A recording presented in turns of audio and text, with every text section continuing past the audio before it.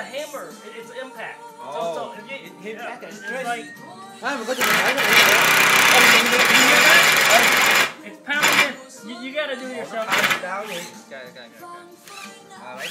Lấy Cái nó go tôi có thấy bồn. Lộn đó rồi. Đây sao nào? Thôi đủ đóng riêu vô xem. Men. Có nào không? Khỏi đừng đẩy mạnh. No. You use your hand, right? No, see.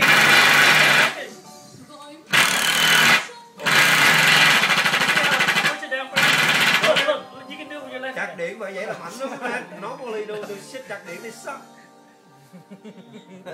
You know it? Shit. Đủ rồi. no force. Ôi shit, quên tôi. Từ từ xuống. Quên tôi Cái không miếng mà ăn miếng bàn gặp nữa.